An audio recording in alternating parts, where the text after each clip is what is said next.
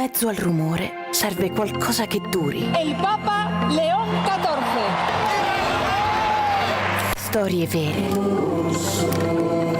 Incontri che cambiano la vita.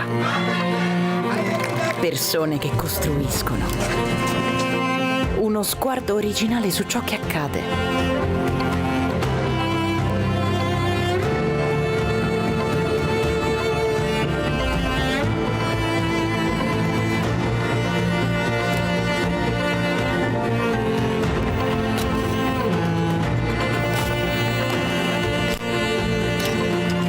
Tutto questo è Tracce.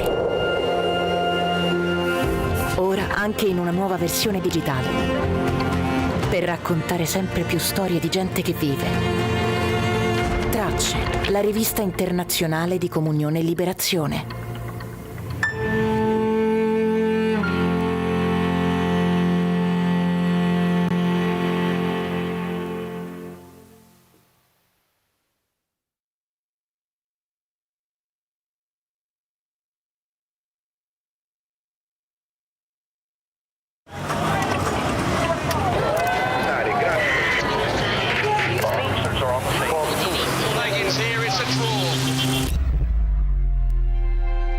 In mezzo al rumore serve qualcosa che duri. El Papa León XIV. Storie vere. Incontri che cambiano la vita. Persone che costruiscono. Uno sguardo originale su ciò che accade.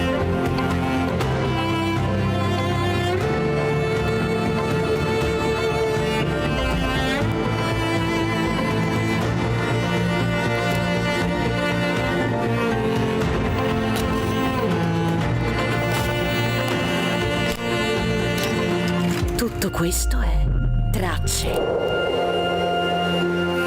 Ora anche in una nuova versione digitale. Per raccontare sempre più storie di gente che vive. Tracce, la rivista internazionale di Comunione e Liberazione.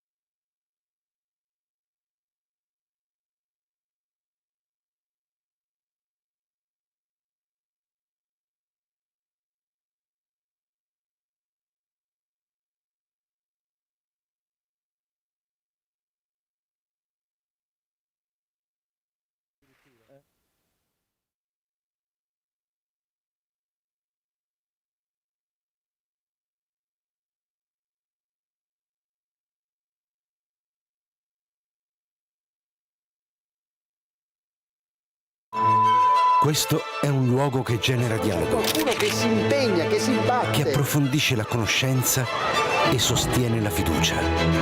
È un crocevia dove si incontra chi desidera il vero, il bello, il giusto e il bene. È una testimonianza di speranza, del cuore ferito, del presente. E tutto questo Proporre con la propria vita. esiste anche grazie a te.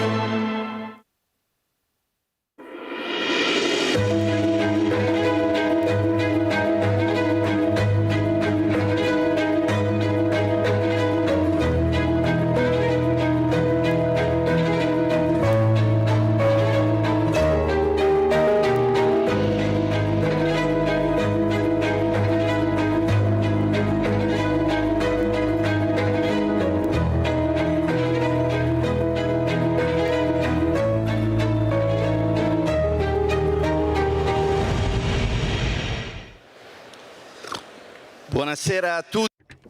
Good evening, everyone.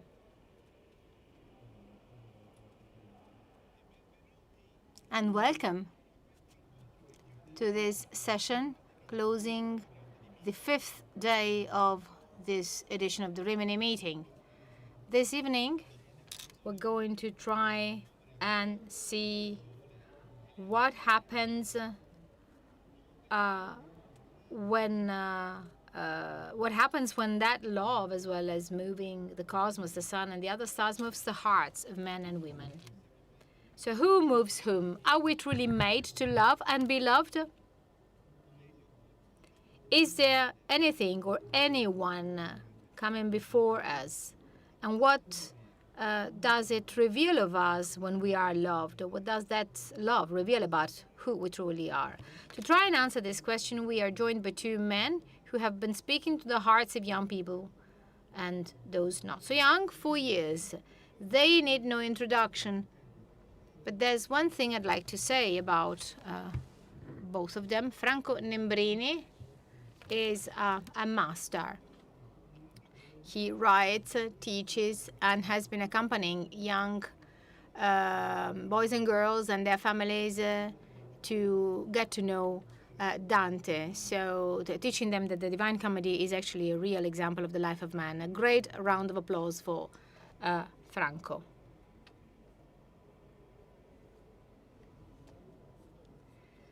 Don Fabio Rosini is for the first time at the Rimini meeting, and he is a priest listening to the heart of young people in their exercises, in their spiritual guidance, and through the contents of his books. So again, here too, a big round of applause to welcome Don Fabio Rosini.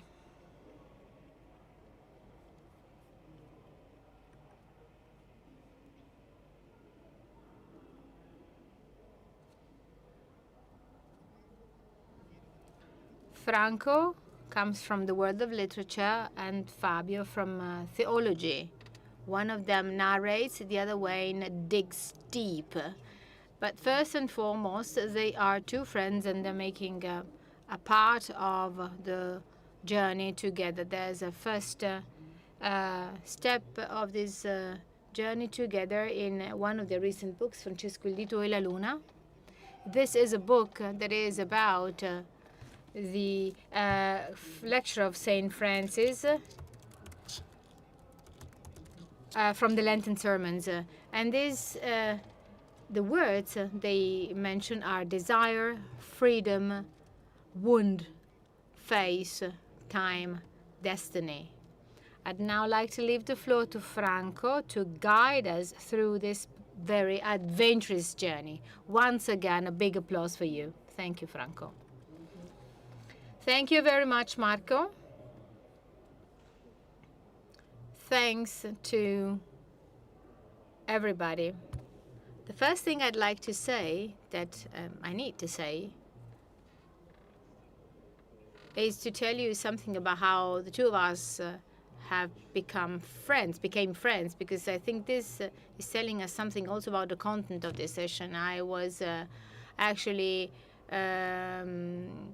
often in Rome's churches and made readings of Dante This is something that I often did, and oftentimes I happened to meet somebody who would basically come to me and suggest, you have to meet Mr. Fabio Rosini, Father Rosini. A couple of people, several people indeed, suggested that I met Fabio Rosini. I think that then eventually we have Gigi De Palo, and through this common, this shared friend, I ended up at a meal with Fabio Rosini. So we sat at a table. The first thing that he told me was, you know that I didn't want to meet you at all. You're aware of that. So basically I was about to stand up and say, okay. But then he immediately added soon after, and this tells you a lot about the man. But I knew that meeting you would have disrupted my agenda, my schedule. In other words, the use of my time. And then he said, I didn't want to disrupt, to have my agenda being disrupted. However, this statement is already an attestation of esteem. So since that moment, we have started doing things together and getting to know each other.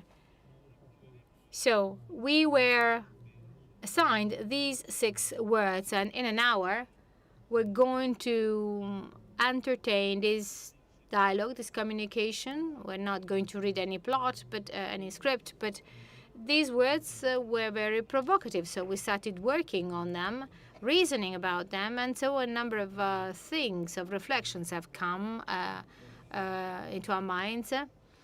And we would like to share these reflections with you. Fabio asked me to start this dialogue, and we decided to start from the word, with the word wound.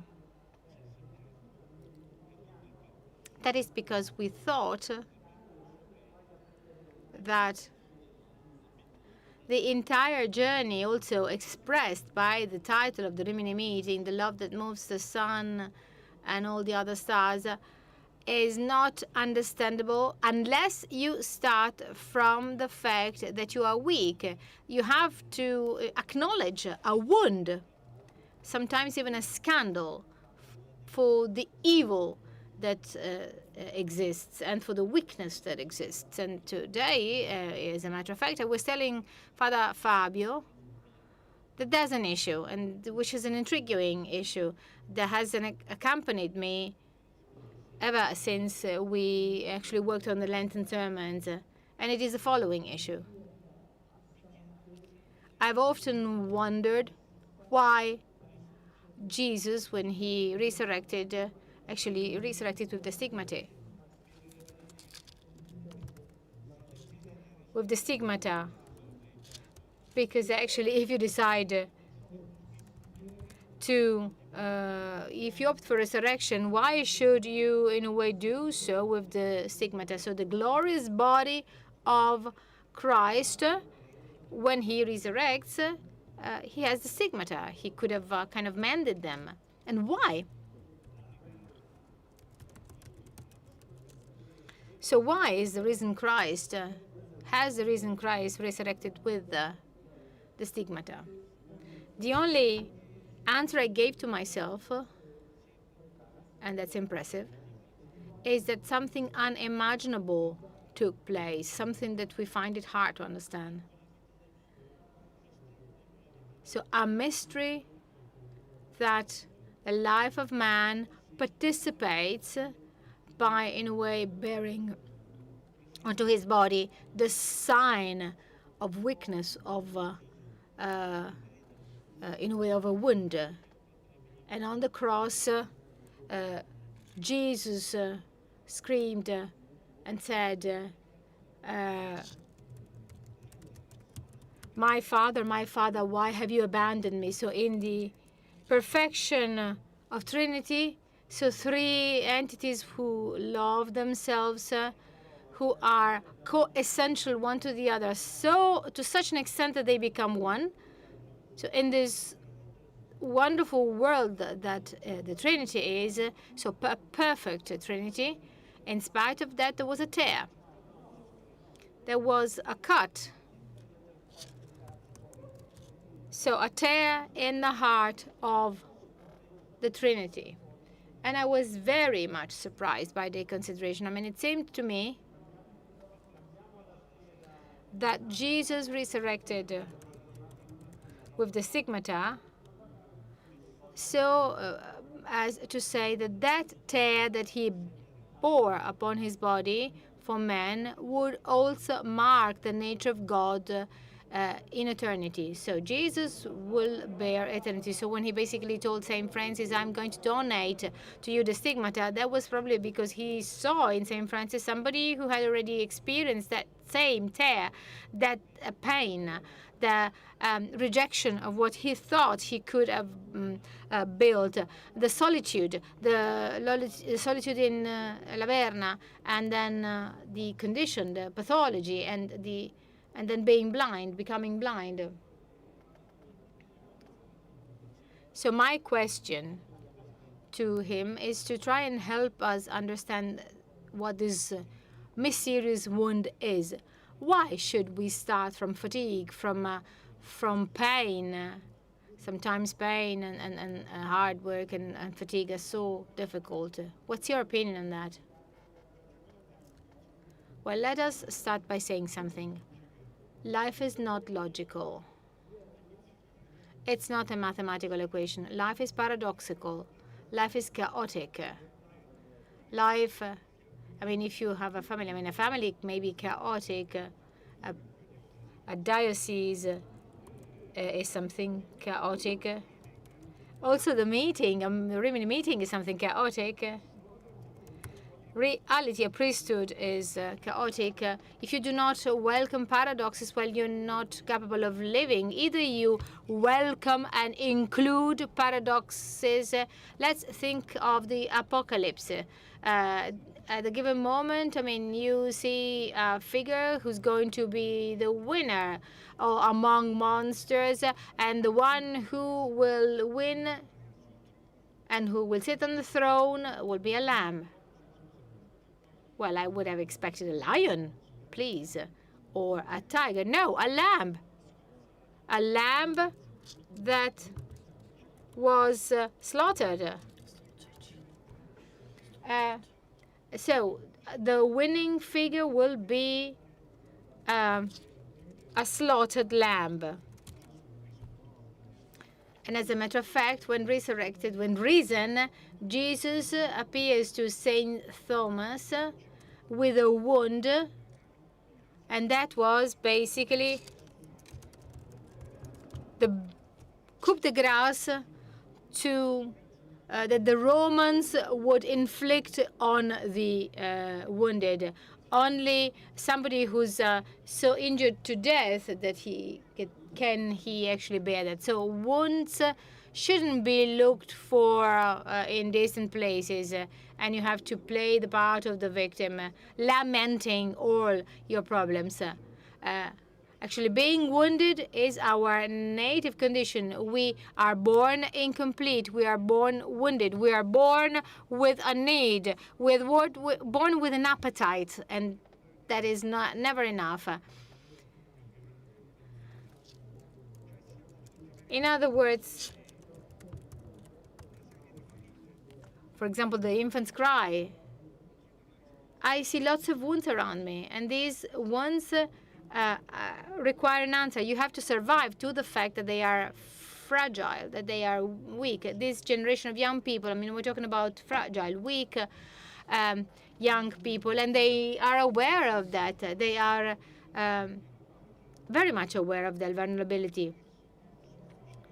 They suffer from a complex of never being enough. They never feel up to the tasks given to them. And I think that is very much connected to the monsters imposed on them, to the models imposed of them, which are never to be attained, which are fake in a way, but also very much to the fact that there is no adequate answer to this wound. We are all marked by weakness. Weakness is our very same nature. I mean, if you start doing anything, you will inevitably clash against weakness. Or something that kind of opposes our life. Let's say you try and establish a friendship and then you stumble upon the defects of the other. If you try and behave a little bit better and you're not appreciated and you're not nice. Man is no longer the man that used to be at the times of St. Thomas. It is the man of Dostoevsky, so a man that contradicts himself in the very same period. We are injured. We have all met the evil, our own evil, or of reality, of tragedies. Our heart bleeds, but the problem is actually what to do vis-a-vis that wound, because that wound is not saying the last word.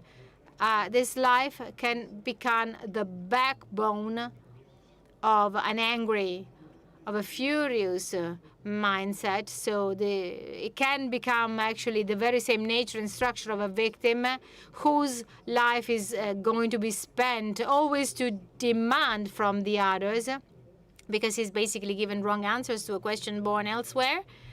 It is as if you basically add the wrong fuel to a car. Or you can see life as a potential. This is what I know as a Christian, based on my experience. In other words, there's freedom. I mean, this wound is there to stay, but the wound is demanding from us to make decisions. It is not true that even if we suffer tragedies or problems, or that we have ourselves created, are the last resort. I don't know, actually, probably the word freedom. I'm inevitably going to talk about freedom. So we have a constructive perspective of how can this constructive approach be implemented. Now it's up to you. Over to you.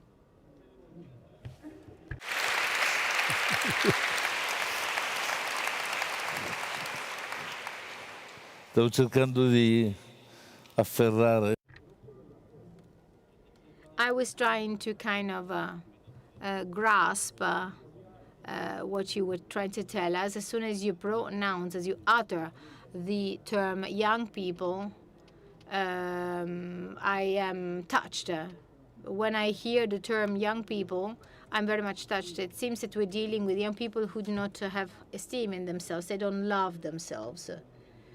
What responsibility do we have, we as adults, vis-a-vis this very weak feeling for themselves that characterizes many young people today? I have a letter, an excerpt of a letter.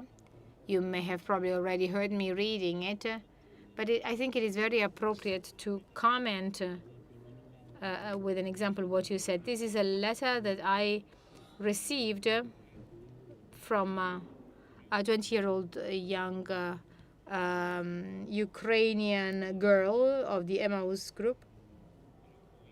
These are refugees who fled from the war. They were first hosted in Bergamo, then in Milan. And one of them is called Tanya. She told me her story, and I asked her to write these notes down, and I'm going to read out the most interesting ones. She talks about herself. I have two elder brothers. Me and the younger brother are disabled. We were born disabled. So this young woman is orphan, she's disabled, and she's a war refugee. We started walking when we were 7 or 8 years old. When I was little, I could clearly see that my parents were suffering. My father often drank. He used to drink. And my mother would leave the house and abandon us for long periods. In spite of that, they would show their love with their gaze, with their hugs. My father committed suicide when I was 5. And it is a pain for me that back then he didn't meet good people that could prevent him from doing that and help him. After 2 years, I lost my mother. She was killed in our apartment by burglars. And I was sent to an orphanage. Every day I spent there, I was dreaming of having a family being loved. I'm reading out this because it is very relevant to the title of the meeting. It is equally true that actually we are made to love and be loved. And this is said by somebody who has huge wounds. She has gone through tragedies defining her life and her childhood. So I dreamt of being loved, but actually life is the opposite. It is sometimes injustice, it's solitude. And so I've long thought that the world was all like that. But even in the orphanage, God sent me a person to save me. I saw people crushed, knocked down by pain, by evil. So what do you think? How come that this girl looks at life, God loved me, and he even reached me in the orphanage. So the love that moves the stars and the sun and the other stars. What would we make of this love if God doesn't reach us of this in any of these places, in the circumstances that we live? So this young woman basically says that she met the love that moves the sun and the other stars in the worst moment and in the worst place of her life. And she starts again from that moment. How can one make it? What did she have in herself? What kind of virtues? What mysterious virtues did she have to be like that? Well, I would say providence. We would like to be all like that when faced with a wound, with a frailty, and with evil. Only God knows how to touch the heart. It's always a matter of providence. A door opens up, and one day you take the occasion. But there's always a moment in which, even when you're offered love, you decide to reject it. Your heart is too hardened, but it is only grace. Well, only grace can touch a soul like that. There is no technique. Faced with this kind of tragedies, you cannot be a moralist. You cannot tell this person, come on, you need to do something. You need something else. It's not just a matter of catechesis. What does it take?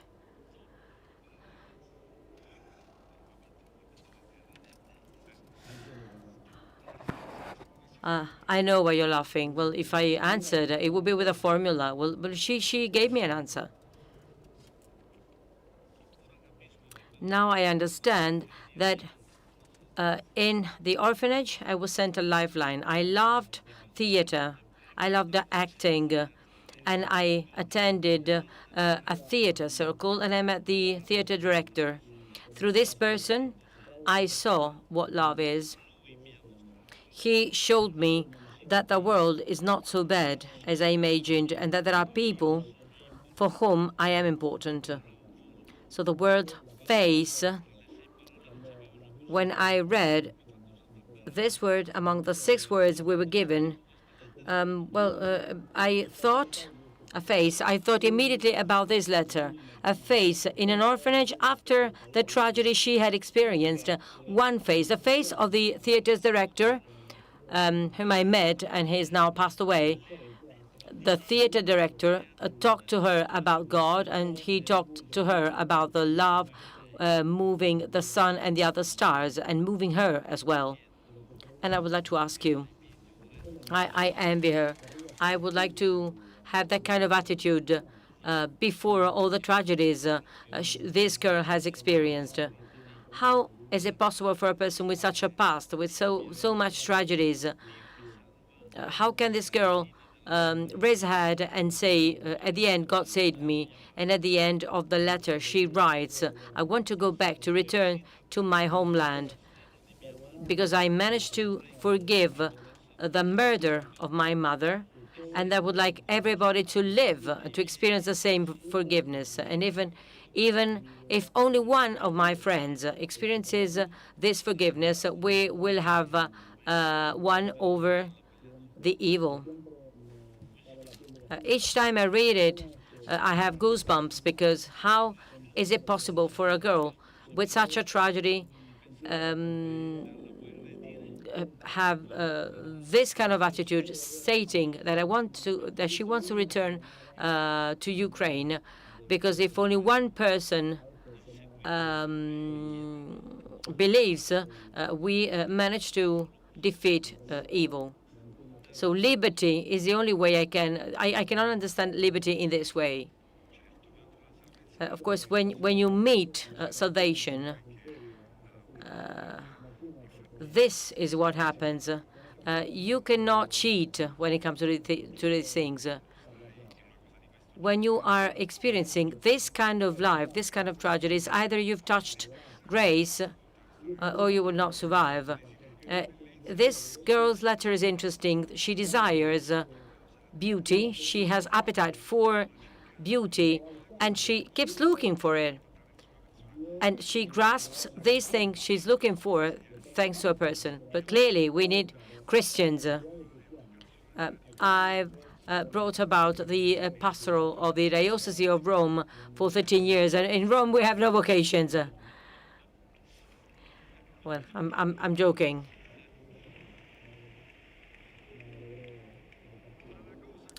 Yet, what I try to say constantly is that we do not need priests. We need Christians. We need Christian priests, and that would be even too much. It would be too big an achievement. So a letter such as this one makes you want to be the director of that theater. We need theater directors, we need nurses, we need patients, we need physicians, doctors, teachers, whomever you want, Christians meeting all these people experiencing tragedy. This is the love which moves. Is love moving from one person to another. We need some sons and daughters of God moving between the people. We do not need a person who is consistent, a person who is good. We do not need anybody speaking about themselves. They should speak about someone else. This is why we titled the book Francesco il dito e la luna, namely Francis, the finger and the moon. We should not focus on Saint Francis. We should focus on God. It's a case. I mean, you buy an instrument, a musical instrument, and you keep watching it. You buy an instrument because you need to learn to play it. It is useless for you to keep a Bible in the drawer in your house. You should read it. You were Christian. You experience the sacrament of baptism. You should exploit the potential of being the Son of God. I always tell young people, you live as poor people, like beggars, miserable beggars with no hopes, whereas you're rich. You have everything you may desire. You are like princes. In God, everything is ours. But you need to meet someone who has met salvation and who can show you salvation. Evidently, this theater director had really met salvation. And he was able to convey the salvation to the girl. This is what we need. We don't need people coming here saying exceptional things and say, I saw an outstanding things. You need to be the exceptional thing. You need to be the outstanding thing. Well, he went to a theology conference, and everybody said, we need to be credible. We need to be credible. You have to be credible. Theologies were given to us by God to pay and to as an atonement for our sins.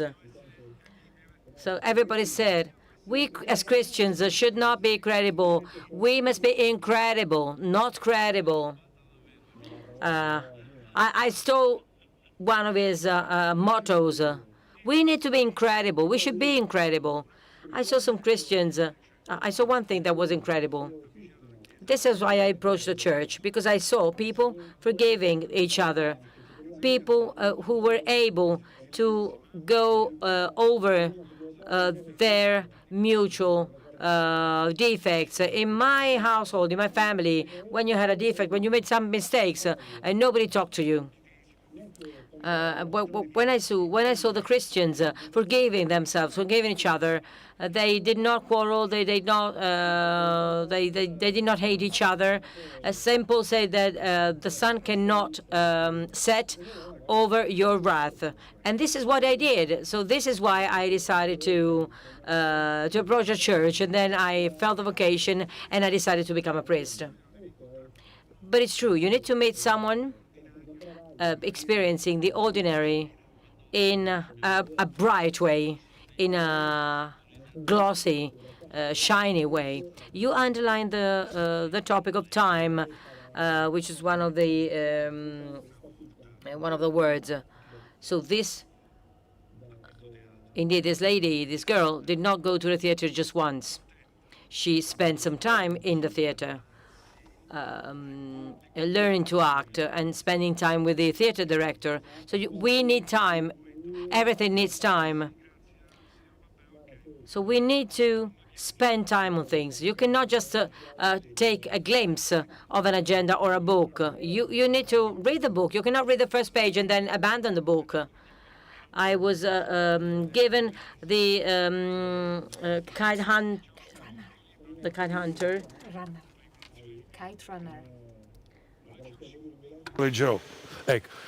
The Kite Runner. I was given the Kite Runner a book once, and I said, okay, I will certainly read it. And someone asked me, did you read the Kite Runner? And I answered, no, I haven't. Well, I was mistreated for them. Well, I gave time to that book, and at the end, it was extremely moving. I cried while I was reading. So everything needs time. I read a beautiful book this summer on the war in Palestine, which was a fabulous book. I will not mention the title, but it's a story of a guy who is about to put to sea the antagonists involving both Israelis and Palestinians in order to reach peace. And there was the situation was disrupted by the Sabra and Shatila mass murder, which occurred on the 11th of September. If you read something and you give this thing the time to injure you, to penetrate your soul, we need to wait. We need to give things the time needed. But we need to go little by little in order to approach Christ. Everybody had to reach and to follow him for about 3 years, and still they did not manage to understand what Jesus had to say. He was ascending to heavens, and the apostles still had not understood anything about Jesus Christ. So what we need is time. Discipline comes from the word disciple. So you need to spend time with this face. When you meet a face, how can you meet Jesus? You meet a Christian and you follow that face. You follow that person. You spend time with this person. You get friends with this person. You eat with this person. You talk with this person. You live along with this person, and then something happens. With no time, there is no growth. You need to stay and to remain within things. We tend to consume everything very rapidly. and then everything loses importance because everything vanishes. You need to nurture beautiful things. Beauty never happens by chance in your life. If you like something, you need to repeat it. You need to do it again. You need to enjoy it if you liked it once. It is not possible for something to reach your heart if you do not give it the time needed to enter your heart. Oh, I have another question. Well, it's a sort of a police interrogation. Well, I have a little uncomfortable question for you. My wife is sitting in the first row. This is why I'm hesitating. I know you're shy. Well, as for time, the question I have, it takes time for living with your partner. Why is it that at times time seems to work against you? In a marriage, the more time you spend with your partner, with your wife or your husband, and the more hostilities arise, differences arise, until after, for instance, after 30 years of marriage, couples divorce. So in that case, time worked against the couple. And it may happen in the pathway of the church, in the pathway on the journey of a community. This means that time in itself and living with another person for so long are not enough. What do we need to include in time? Well, there's a famous story by the Cherokee natives. The Indian child asking his grandfather, why is there evil? Because there's a bad wolf in a man, and there's also a good wolf in every man. And the child asks, who wins? The one who eats more. So it depends on the way you on which way you use time, whether you feed the evil or whether you feed the good, whether you feed the good wolf or you feed the bad wolf. If you waste your time focusing on stupid things, you also become stupid. And that girl incredibly followed something beautiful. She nurtured it. She won.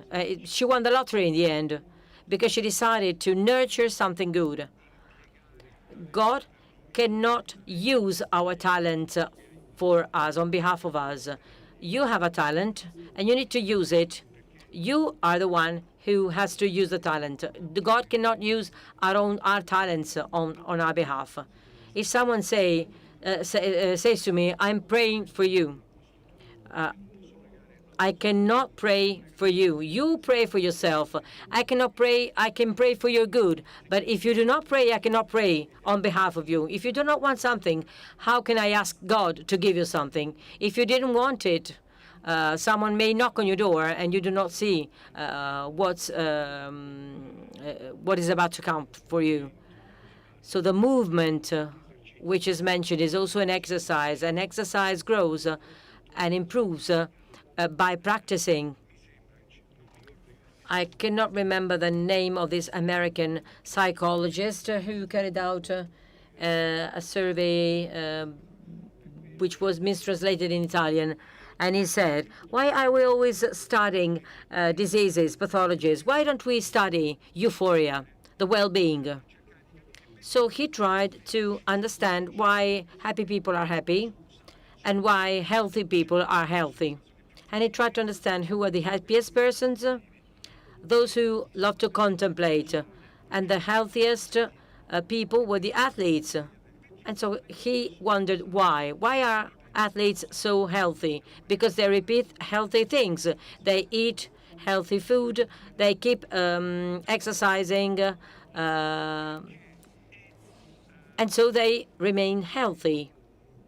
And then he wondered, why are the people contemplating so happy? Because their thought is applied to a beautiful thing. They think about love, they think about beauty, They think about the good origin of reality. They think about good things. They think about God.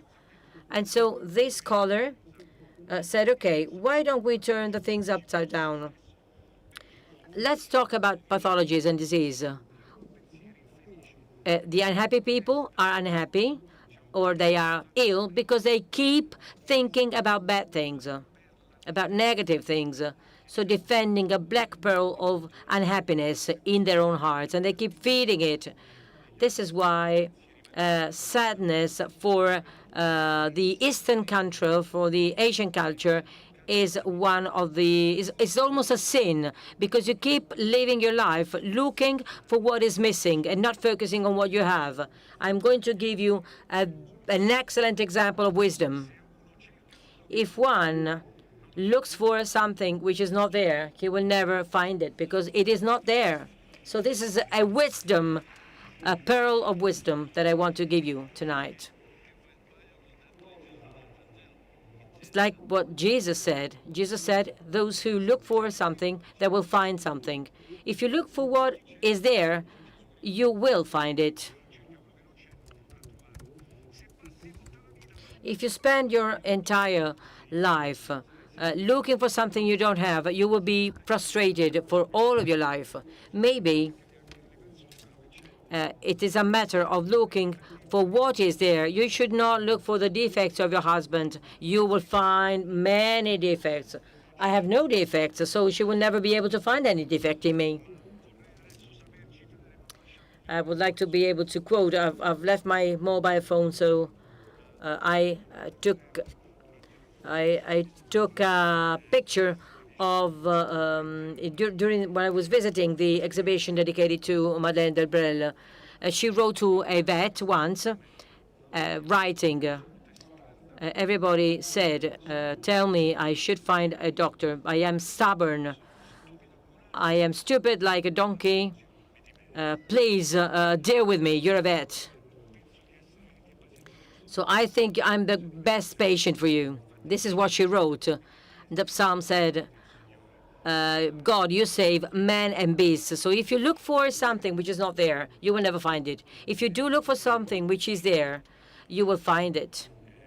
We need to look for things that are present in people. Evidently, in this disabled girl, there was something that this theater director was able to see.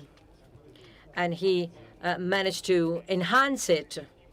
If you look for something that is there, you might be able to find it. So if you apply yourself to the black thoughts and you're sad about your, if you're sad about yourself, you will always be sad. And these people resort to self-harming behavior and actions. You opened up to the fifth word, which is desire, I think. When you say you have to look for what is there, then you are questioning the nature of the desire and the object of desire. What do we really desire? What are we really looking for? As a memorable passage of the Miguel Mañara states, what are you really looking for? The Abbé asks Miguel Mañara. It seems to me that what you said has a lot to do with a kind of rethinking, not in moralistic terms. It's a real question. What do we really desire? Do we really desire what is there? The love described by Tanya, or what we saw during this meeting, is there. The etymology of the word desire has to do with stars, with infinite. The stars are there. The infinite is there. The problem is whether you are really looking for it, or if, as Father Fabio said, you remain frustrated because you keep looking at your own bad things, at your own disease, or the disease in other people, or defects of other people. So should we purify our desire? At the entire journey of Dante, which was very much appreciated by the young people. All of them spoke about this topic, so their eyes were open. Many of them were converted, and the nature of what they were looking for changed. The object of desire changed while following Dante's steps, following the same pathway as Dante. I think that this is the core topic of this meeting. So as for desire, what do you have to say? Let us remember that St. Paul said that there's two types of desire. So desire as it was intended in 1968. May I say that this is at least what St. Paul wrote in the epistle to the Galatians. So may I say that desire in 1968 terms was not good. It is not true that some desires are good. Most desires are not desires, but they're fears camouflaged in desire. So fear is basically, the desire is the most hidden thing where vis-a-vis actually the thing that you hate. So do you really basically wish to get married, or are you only afraid of remaining alone? I mean, you may marry, that basically you get married because you have longing, you have desire for a man.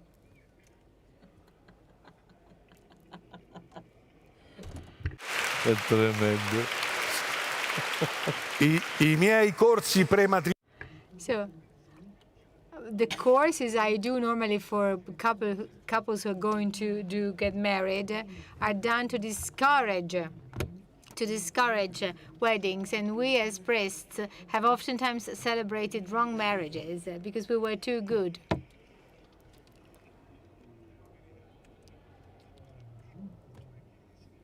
So desires, wishes. You have those imbeciles who say, okay, they fell in love with the secretary. No, actually, there are the desires of the flesh and those of the spirit, and then there's desires. So carne is psyche in Greek, so meat is psyche, flesh is psyche, so this refers to things that are connected to your fears. The fact is that you are frustrated and you have to play as the adult man with your wife, while you may be childish with the secretary. The wife is a help against you. This is what is written in Genesis 1. A help that is against him. Ezer in Jewish, that means that contradicts him, as Grazia does with Franco. And as a matter of fact, Franco doesn't like it because it is not good.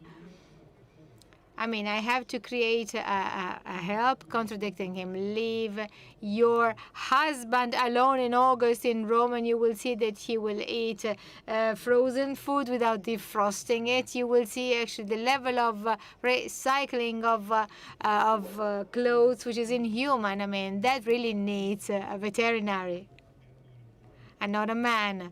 So a man cannot be by himself. No. Esistono I desideri. So, and then you have the wishes, the desire of the spirit, and that's an immense gift of God. There's very few of them. Like the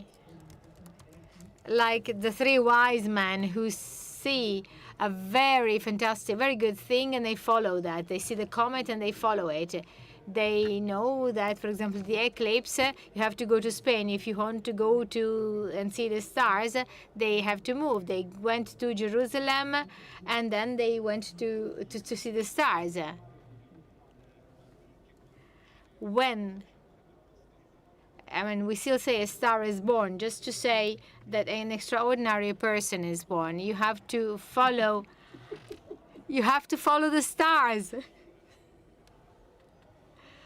But not those who actually read the horoscope. These are not Christian things, not at all. I tell you. Actually, fish is good only, they only belong to the water, the real water, to the aquarium. There's desires that pierce your heart, beauties that you can no longer lose in your life. That's the desire of the spirit. Something. Desiderio means that actually you're going outside of you, while the other kind of desires, for the other desires, you are the end. You cannot get married just because that woman is going to feel you well, and it's going to be the opposite. You cannot get married because actually you like that woman. You will dislike her. I always tell the young couples, if you like a woman very much, is that love? No, because actually you are the center. That's your pleasure. If you're feeling very well with that woman, is that because you fall in love? No, that's because the focus is on you. She is serving. She is the function of your being well. You fall in love with a woman when you still love her, even if you met her and she was basically weak. Not when she's well dressed up and very nice, but when actually she was actually fantastic, very beautiful in her home dress. That's a woman that you love. I mean, when she wakes up in the morning without makeup, when you love that part of the woman, the part that you normally don't like, if that's the part that makes you grow and become the adult, I mean, you get married to become adults, not to remain children. The desires of the spirit are very rare and you should never waste them. The desire that actually that God basically instilled in me to grow in to support children, and that was the thing that made me think the nice things I did, if I ever done something.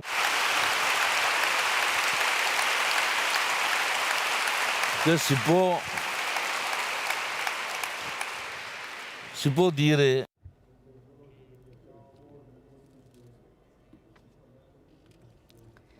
So a moment ago, you said that desire leads you outside of yourself. So can we say that a desire is a desire of the spirit if it becomes a perception of a task that you have to fulfill in life?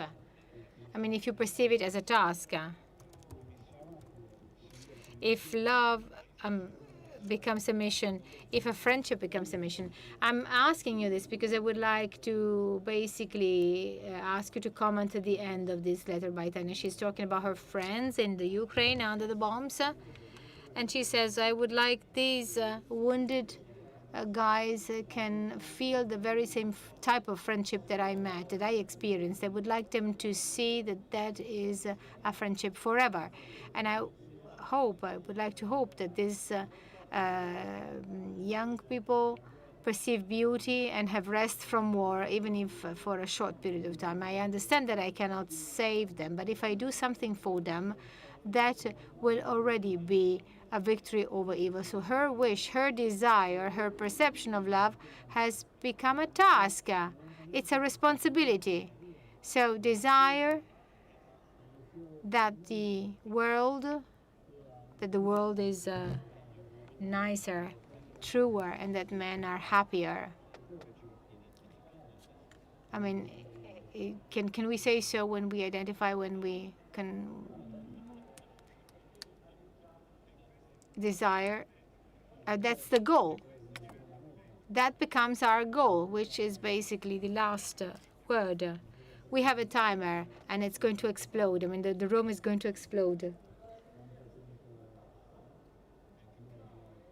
So now the word has changed. It's a new word.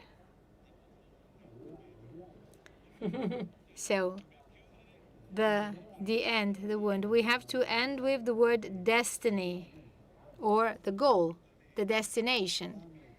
So the goal, I was actually visiting the exhibition on St. Augustine.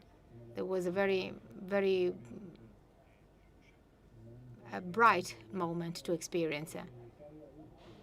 This is something that I already saw when on the occasion of another exhibition. that talks about the end for which man was created. It seems that actually I always come after you, because in the first letter by John, it was God who loved us first. Even if you hurry up, you will inevitably become second in loving him. And this destiny is not something that you choose, it's something that you have to recognize. I didn't have to choose to become a priest. I would like to become a priest. Actually, the other ones would have told him, you have to go to a psychiatrist. So either you like to play with different toys when you are a child, or you are laces, and you're finding actually a shortcut to wear a skirt.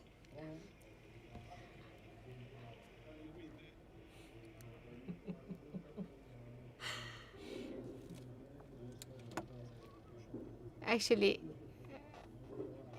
even actually when I decided to become a priest, everybody stopped me. There's a joke I like to say.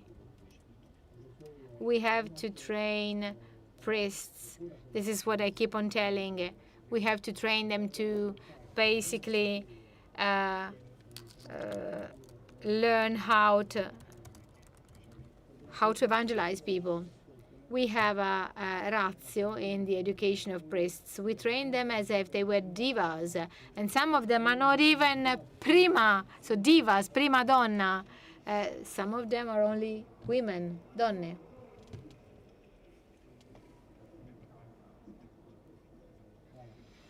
I'll never go up the career ladder, and I will never do. But there's one more thing. But I still have the courage to speak. Your truth, I mean, you don't have to invent it. You don't have to find it. You have to recognize it. It's you. It's in you. It's a light, a nice, wonderful light that brings you outside, that leads you to build towards the world. But it's already there. It's before you. It has already loved you. It's that beautiful intuition that children have. Actually, I was together lots of children who are so wonderful, and I couldn't resist caressing them. It's addictive. The beauty of children is addictive, and you see that they are happy, and that's their truth. And then when they turn 17, they're all dull. They believe that they are not nice, and they say they're ugly. And then you try and convince them that they are not, but probably they feel so because they lost the happiness and the freshness of young children, of little children. This is what I wanted to add.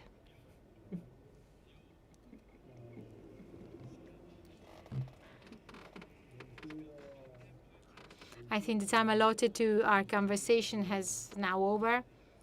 First of all, I'd like to end by thanking you, and then I have a very short question as my final question. Destiny. Let's comment again on this word. And I would like to comment on that by using the verses by Dante, but the meaning of that 3 lines is the love that moves the sun and the other stars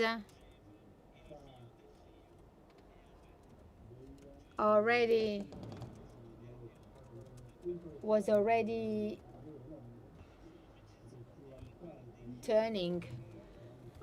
changing my desire. Already my desire and my will were changing. So that's basically the identification with the movement of love that generated love, and that generated all of us. The very fact that there's a work of art describing the start from a tragedy, as shown in the beginning of the Divine Comedy, and then in the end says, we shouldn't worry. Destiny is good. Destiny means love, that same love that generated you, going through all the contradictions of this world. To me, that's always a great consolation. And I have here a question to you. I didn't anticipate this, to What do you think of the Rimini meeting? It's the first time that you're here. Tell us something. What kind of impression? All the good. Actually, the Pope was positively impressed, I tell you.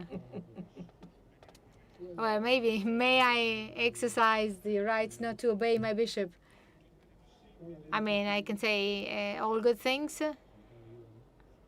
I was telling Franco when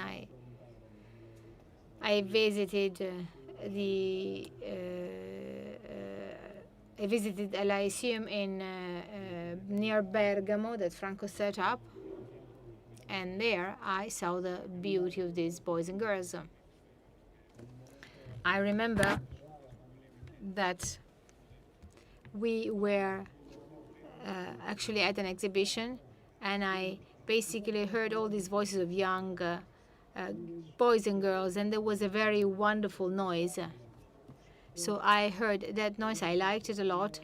And I also, the exhibitions I saw here, I liked them a lot, even if I had little time because I was not feeling well.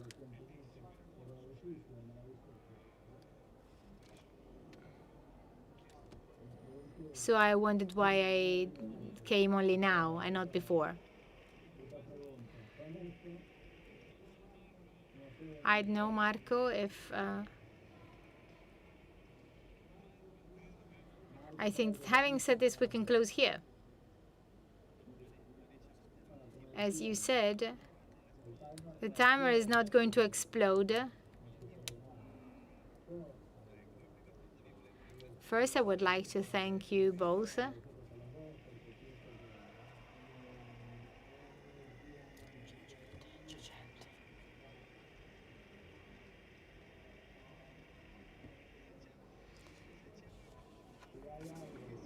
If there's anything that was understood this evening, is that the two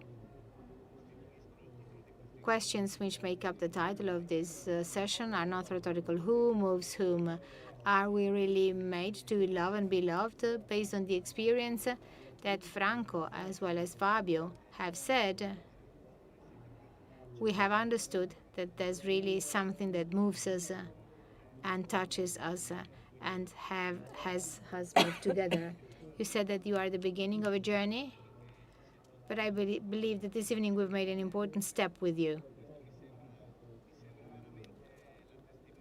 This is testimony of the fact that love moves the sun and the others us. We are all connected by this.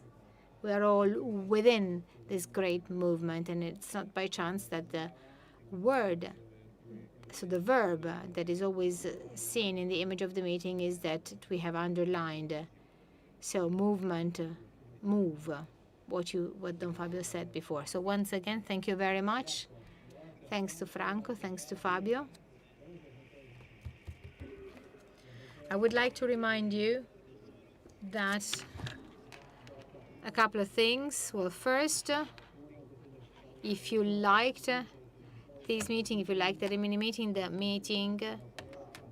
in order for the Rimini meeting to continue to exist and to continue being a place where beauty and culture are seen, needs your help. There are lots of desks on the fairground, and you can donate. And then another thing, tomorrow is the last day of the Rimini meeting. It's the 6th day. We're going to have very interesting things, so don't miss them, and have a good night.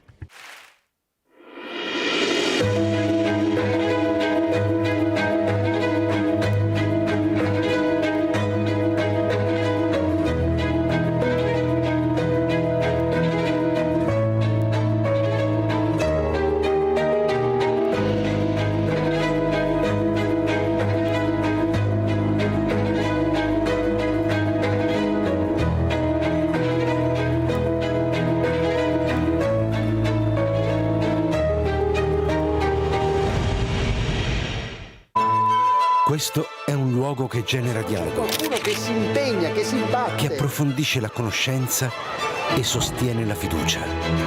È un crocevia dove si incontra chi desidera il vero, il bello, il giusto e il bene.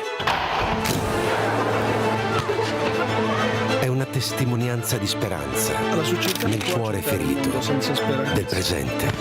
E tutto questo Proporre con la propria vita. esiste anche grazie a te.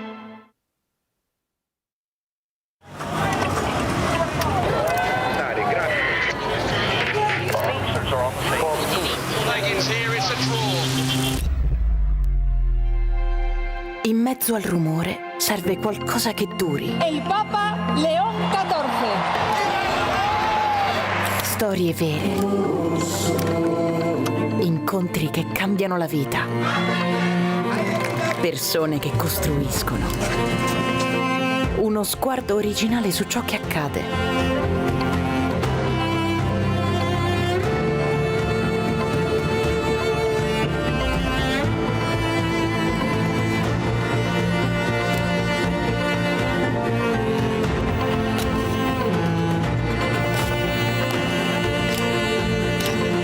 Tutto questo è Tracce. Ora anche in una nuova versione digitale. Per raccontare sempre più storie di gente che vive.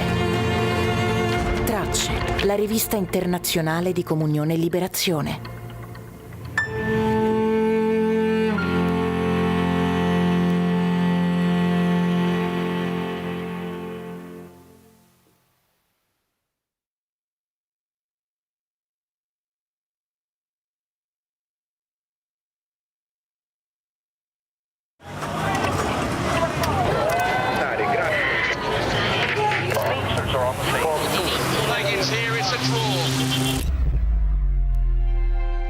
In mezzo al rumore serve qualcosa che duri. El Papa León XIV.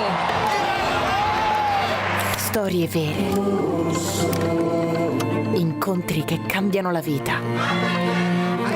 Persone che costruiscono. Uno sguardo originale su ciò che accade.